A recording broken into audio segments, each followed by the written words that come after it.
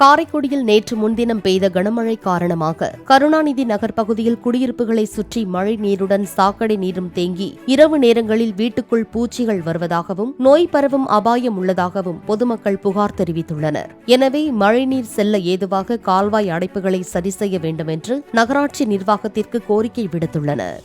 எத்தனை நாளா இருக்கு இது? எத்தனை நாளா இருக்கு?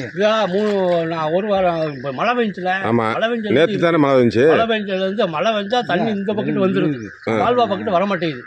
இந்த பக்கத்து தான் தண்ணியே வருது. ரோட் வழியா வந்து இங்க உங்க வீட்டுக்கு அடப்பு கிடக்கு, தண்ணி போகாம அடைச்சு கிடக்கு. அதனால அந்த தண்ணி இங்கிட்டு வர மாட்டேங்குது. இதுதான் மேட்ரு. இப்போ ரொம்ப கஷ்டமா இருக்கு. இப்போ எத்தனை வீடு இருக்கு? எங்க இருக்கிற 2-3 குடி இருக்கு. இந்த போட்டு தண்ணி அந்த போட்டு குடி இருக்கு. இந்த வீடு இருக்குல்ல, அங்கிட்ட ஒரு 3 வீடு இருக்கு. எதுலையுமே தண்ணி வீட்டுக்குள்ள பூந்துருச்சு. இந்த வீட்டுக்குள்ள பூந்துருச்சு தண்ணி. பாவம் புள்ள குட்டியோட இருக்க ரொம்ப சிரமப்படுற.